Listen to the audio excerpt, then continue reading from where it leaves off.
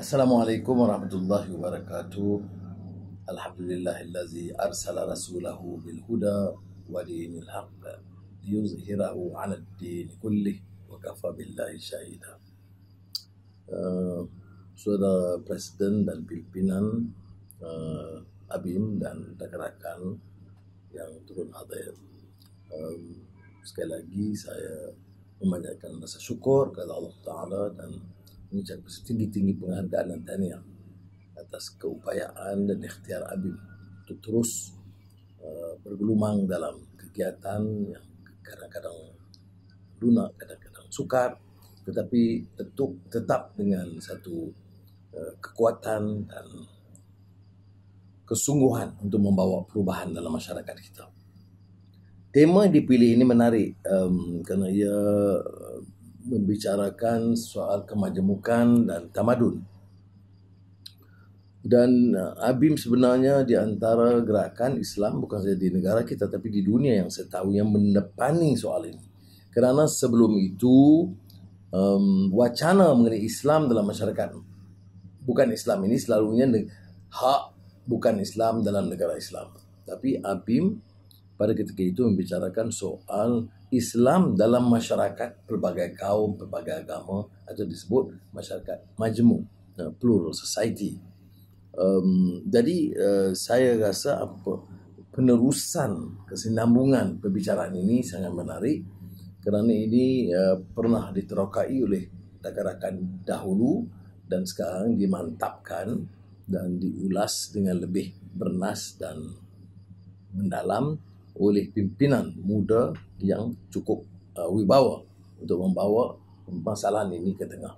Tetapi secara rasa tawaduk kita harus akui walaupun kita kuat menangkis hujah racism perkauman sempit sejak tahun kalau ucapan Presiden dulu tu tahun 1979 gitu ya. Tetapi sampai sekarang ini masih lagi menjadi wacana hangat ya. Apakah harus kita menolak semuanya atau sebahagiannya? Ada yang menganggap ini sebagai zero sum game. Kalau kita tolak perkauman, mana kita tolak kemelayuan. Itu hujah-hujah yang terlalu dangkal dan tidak menganjur kepada pembicaraan yang lebih terbuka dan waras. Sebenarnya tidak ada langsung kebenaran untuk kita menidakkan sejarah budaya tempatan. Yang kita tolak adalah asabiyah, perkauman yang sempit yang ditolak oleh agama dan malah dikaitkan dengan tekanan yang keras terhadap asabiyah ini sebagai satu ciri jahiliyah. Kemudian tentang cukup hujah dan hadis yang menganjurkan, Quran menganjurkan lita'arafu kerana andaian menerima kepelbagaian dan kemajemukan, atau hujah-hujah pengalaman Rasul dalam berdepan dengan agama lain dan suku kaum lain di dunia Arab. Malah yang bukan Arab seperti Salman Al-Farisi dan juga Bilal tentunya ya. Jadi yang kita harus bicara hari ini pertamanya, mengapa ia kekal relevan. Ya, relevan kerana kita mahu bersama dalam menegaskan kedudukan Islam, juga menerima kenyataan tentang terpaksa navigate dan juga mengemudi satu ruang dan liku yang lebih rumit dalam negara kita. Dan terutama dengan hujah-hujah yang lebih keras di pihak-pihak tertentu yang cuma menyangkal kenyataan dan kekuatan Islam dalam hal ini. Itu tentang pengalaman lalu yang kita hujah, dan hujah itu bagi saya tetap relevan. Umpamanya bawa kenyataan bahawa ciri perkauman itu wujud ya, termasuk di kalangan masyarakat Islam, tetapi kuat dengan kemarahan penjajahan ya, yang masa itu ialah untuk civilized and Christianized. Ya. Dan sebelum itu ada hubungan dengan faham satu cebis daripada kerangka pemikiran Kristen tentang yang dibicarakan oleh Max Weber dalam Christian Protestant Ethics and the Spirit of Capitalism, di antara golongan yang elect dan golongan yang damned, yang di bawah. Ya. Jadi ada juga satu pertimbangan meremehkan, merendahkan tamadun yang lain. Tapi kalau kita mau bicara soal tamadun yang relevan dalam pembicaraan kita, yang saya bawa ke soal kedua, saya kebetulan teliti salah seorang pengarang yang pernah saya sebut dalam dahulu, tapi bukunya lain, tentang Revolt of the Masses, Rebellion de las Masas, Ortega y Gasset. Di bawah ini saya dapat cari agak sukar, tapi memperoleh buku dia yang satu yang penting juga tentang penafsiran sejarah universal, An Interpretation of Universal History oleh Jose Ortega y Gasset. Dalam soal kaum dan tamadun, dia mengulas juga penulisan hujah Arnold Toynbee, sejarawan ulung itu, yang juga terpengaruh dari pemikiran Abdul Rahman Ibn Khaldun dalam mukaddimah tentang yang disebut tentang pasang surut tamadun dari Umran Baidawi, Umran Hadari. Toynbee menyebut tentang cyclical theory of civilization. Tapi di sini disebut bahawa satu kenyataan yang sangat menarik oleh Ortega Gasset, bahawa seperti mana juga yang dihujahkan oleh Toynbee, tidak ada dalam sejarah umat manusia tamadun itu berkembang kerana pertimbangan kaum, atau satu kaum, semangat perkauman itu yang mengangkat kedudukan tamadun. Tidak pernah, katanya. Pertama, there is no one superior race which would have created this civilization. Dan keduanya, that race has no importance whatsoever in the formation of the civilizations.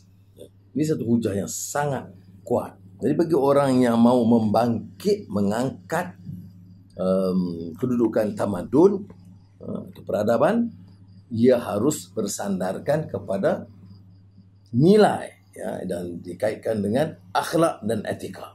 Ini sangat relevan kerana juga menjadi tema dalam dakwah Abim yang menekankan soal berikut. Ya. Tapi mengapa hal ini masih relevan? Kerana kita lihat, bila kita bicara Bosnia, apa masalah? Masalahnya masalah faham perkauman. Bukan di kalangan orang yang dangkal ilmunya. Ya, dari segi makna yang terbatas, orang itu berilmu.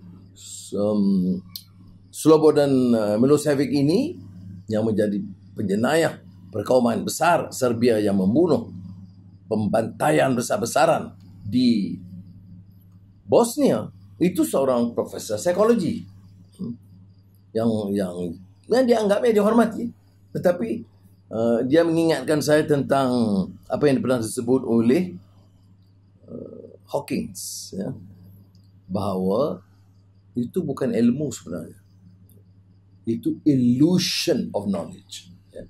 Dia ada seolah menangkap bahan-bahan dari buku, berhujah, tapi satu ilusi, tidak terpancar dari keyakinan.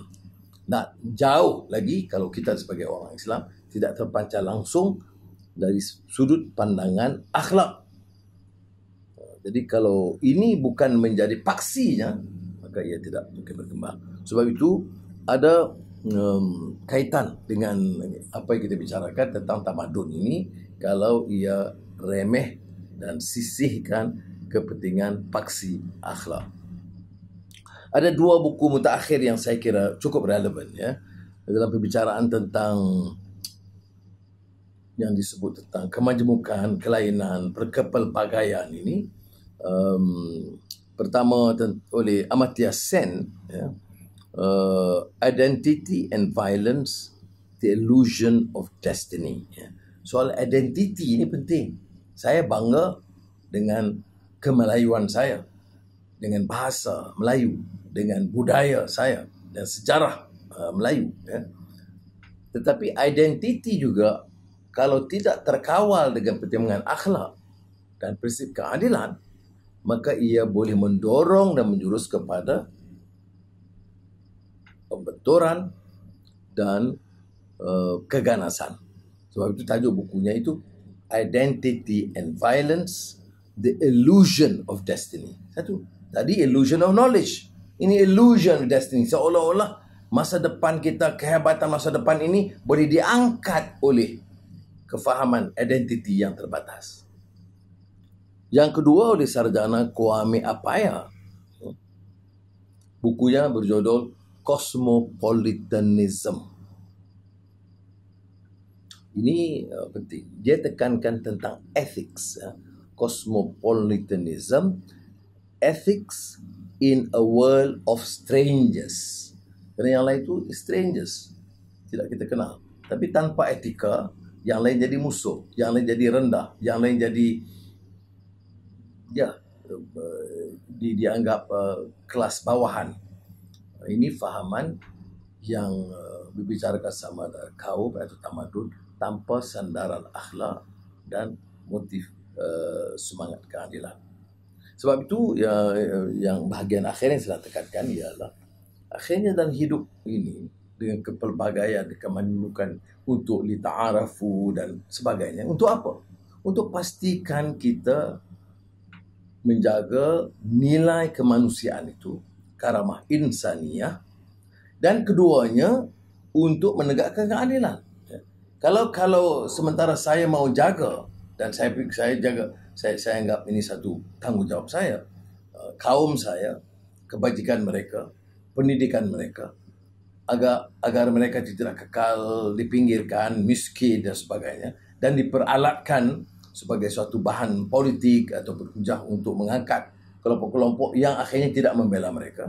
Jadi saya bertanggungjawab untuk sama-sama membicara soal Melayu dan mengangkat kedudukan mereka. Tetapi kalau pertimbangan itu keadilan, prinsip adil, maka saya tidak akan melanggar etika dan hukum adil.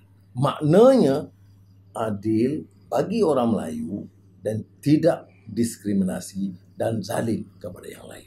Ini kehebatan, kekuatan Islam dalam mengangkat suatu tamadun.